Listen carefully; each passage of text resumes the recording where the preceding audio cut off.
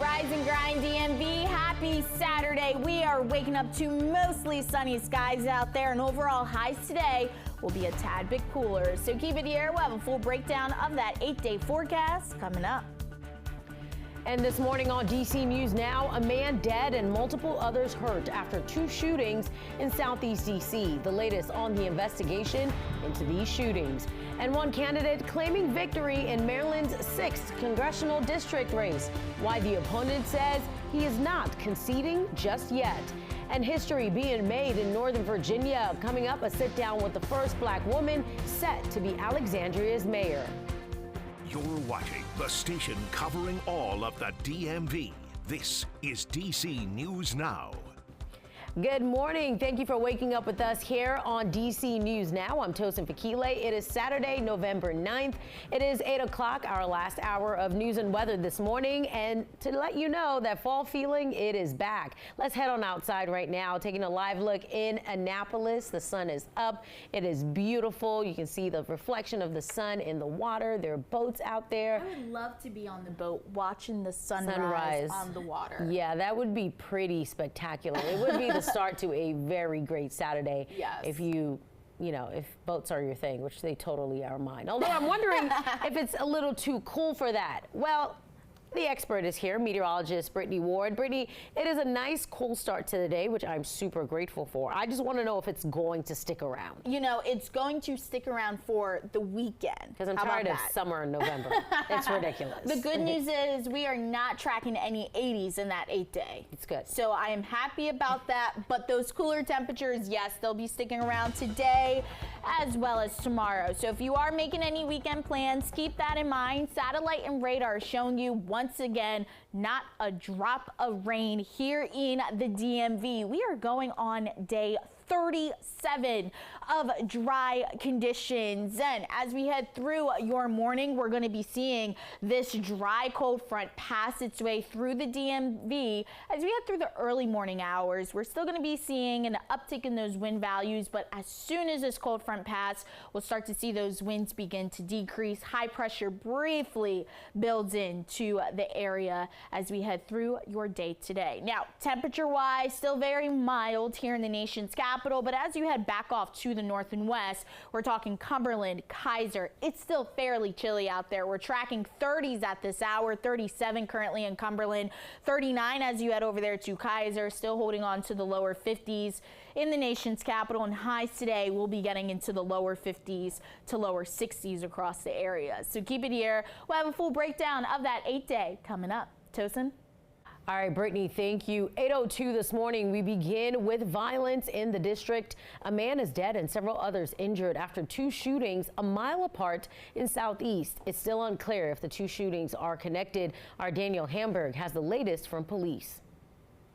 Shortly after 11 a.m., officers responded to MLK Avenue near Malcolm X Avenue Southeast, where they found a 16-year-old who was shot in the leg. It's just really crazy to me because, for one, a 16-year-old should not be out on the streets in D.C. at 11 o'clock in the morning. They should be in the classroom learning and getting their education. Moments later, officers got word of a man who showed up to United Medical Center who was shot in the upper body, believed to be injured in the same shooting on MLK. An hour and a half later, around 12:30, next to the hospital on Southern Avenue, officers found another man shot in the upper body. He was not conscious but breathing, later dying at a hospital. A woman was also found beaten on Southern Avenue. It appears that she was with the decedent at this time. We don't know the connection between the two of them. Police are looking for this gray sedan seen speeding away from Southern Avenue right after the shooting. Guns are not the answer.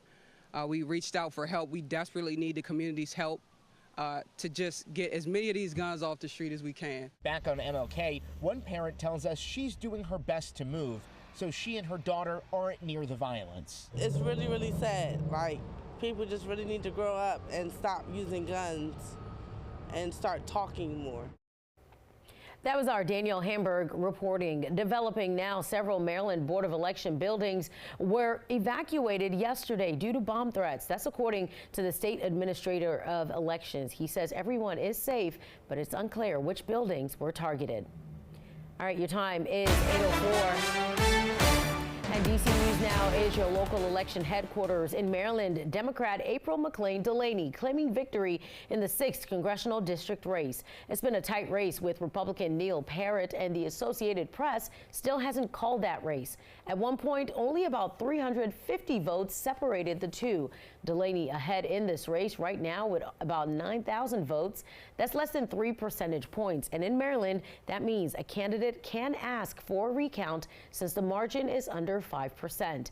Now, Parrott says he is not conceding just yet. On social media, he wrote, "I want everyone to know that I am extremely grateful for the huge amount of work that was put into this campaign by volunteers in all 5 counties. As a result of this effort and sacrifice, the Parrott campaign will wait until all the votes are counted before declaring victory or a defeat." 8:05, President-elect Donald Trump is working to put together his cabinet. Trump has already picked his chief of staff, veteran Florida strategist Susie Wiles. National correspondent Raquel Martin has more on Wiles and the impact she could possibly have. Trump's campaign manager, Susie Wiles, will become the first woman to ever hold the title of White House Chief of Staff.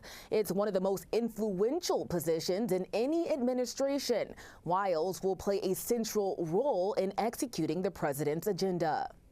Susie, come, Susie. The woman behind President-elect Donald Trump's landslide victory will now spearhead his administration. Trump's transition team announcing Susie Wiles, a longtime Florida political operative, as Trump's next White House chief of staff. The ice baby. We call her the ice baby. It's a critical job, and it's nice for her to be the first person named. Mick Mulvaney served as one of 4 chiefs of staff during Trump's first administration. Your job is to tell the president things that he doesn't want to hear. He says Wiles has a tough job on her hands. But if she's got his trust, she can be really, really good at this job. Wiles' first task, help put together a slate of leaders to staff the White House and key government agencies. That includes cabinet positions like Secretary of State, Attorney General, and Secretary of Defense. We will be focused on making a smooth, calm, professional transition. Current Defense Secretary Lloyd Austin told reporters Thursday the Biden administration is ready to assist. What remains unclear if Trump's legal troubles will also follow him to the White House. Friday, a federal judge agreed to temporarily pause special counsel Jack Smith's January 6 case against Trump. And according to a court filing, Smith made the request to put the case on hold as a result of the election. Smith will inform the court about his decision to move forward or not on December 2nd. For now in Washington, Raquel Martin, back to you. Virginia Governor Glenn Youngkin confirming that he will not go for a cabinet position in Trump's new administration. Youngkin says he's proud of the election results and is looking forward to the president's plans for the border and economy, but says he's happy where he is in Virginia.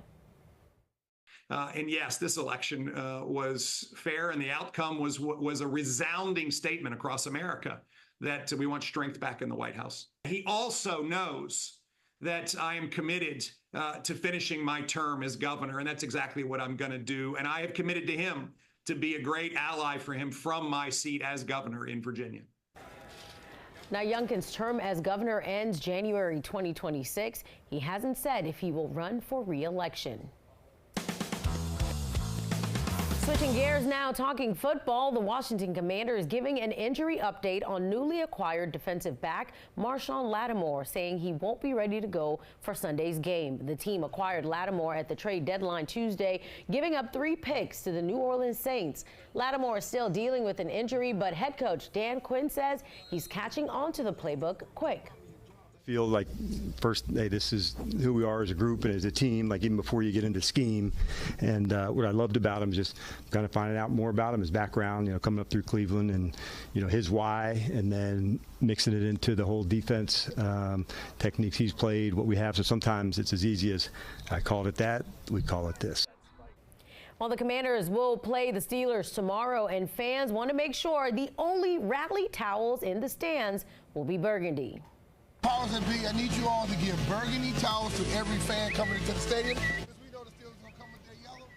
The Commander is posting a video on social media saying they'll be giving out burgundy towels, hoping to blanket over those yellow towels Steelers fans will be sure to have. Now, it's set to be a fantastic matchup with both teams coming off 3-game win streaks. Kickoff is at 1 o'clock at Northwest Stadium in Landover. All right, happening today, a women's march in D.C. The group says it organizes for freedoms, families, and the future. In a social media post, organizers say the rally will start at noon in Columbus Circle. In a march in previous years, thousands came out to call for the support of gender equality, civil and human rights. The Women's March group also says a People's March is planned for January before Trump's second inauguration to mobilize for the protection of democracy. And if you plan to be out at that march or just out and about outside today, Brittany, how's it going to feel? You know, it's going to feel a little bit cooler than what we've seen the past couple of days. Highs today right around seasonable for this time of year, struggling to get out of the 60s. But hey, at least we're going to be dealing with wall-to-wall sunshine. Planning out the rest of your day here in the nation's capital. Right around 9 o'clock, we're going to be holding on to the upper 40s here in the nation's capital. Mid-50s, though, as we head right around lunchtime. And then we finally start to see 60s on the map as we head through the first half of your afternoon. So keep it here. We are tracking rain in that 8-day forecast. We'll break that down for you guys coming up.